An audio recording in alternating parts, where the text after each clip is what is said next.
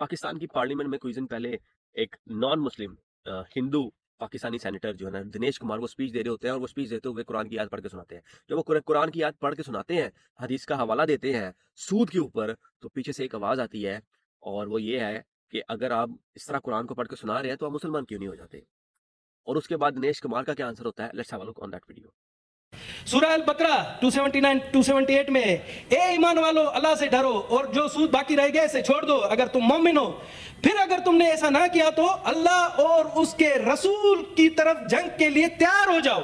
Sir अच्छा, इसी तरह एक बहुत खतरनाक सर इस्लाम जिन्होंने इस्लाम कबूल किया है जो मुस्लिम है उनके हवाले से तो मैं कैसे इस्लाम कबूल करूं सर?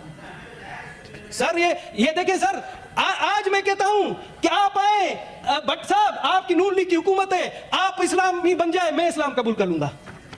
मुझे नहीं समझ आती कि पाकिस्तान की पार्लियामेंट में इस तरह के दिमाग आते कहाँ से हैं? इस ऐसी पर्सनैलिटीज़ उनके दिमाग किस तरह से वर्क करते हैं, किस तरह से काम करते हैं? नेशनल टीवी पे बैठ के इस तरह के स्टूपिड क्वेश्चन करना एक नॉन मुस्लिम से और उसका फिर जब आपको आंसर मिलता है, then you don't have any answer, then you don't have any clue what you want to say. मुझे नहीं समझ आती कि पाकिस्तान के पास इस तरह के दिमाग आते कहाँ से हैं? इस तरह के फतीन लोग आते कहाँ से हैं, जिनको यही नहीं अंदाज़ा होता कि हमने पार्लियामेंट में बैठ के बात किस तरह करनी है, क्वेश्चन किस तरह करना है, कौन-सा क्वेश्चन करना ज़रूरी है, करना भी चाहिए या नहीं करना चाहिए, किस तरह का क्वेश्चन किससे, कब करना है, कैसे करना है, they don't have any clue.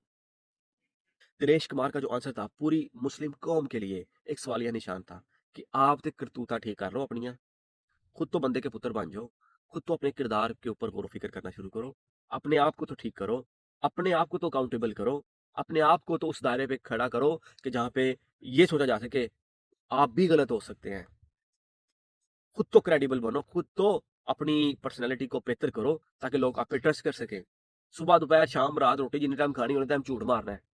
इतनी कॉमन सेंस भी नहीं है कि नेशनल टीवी पे बैठ के किसी से क्वेश्चन क्या करना है।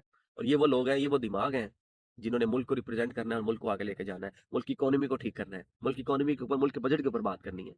आई डोंट नो कि यार ये किस तरह सोचते हैं, किस एंगल से सोचते हैं। और ये पार्लियामेंट के सामने बैठ के एक दूसरे से किस तरह के क्वेश्चंस करते हैं, किस तरह के बहतान लगाते हैं।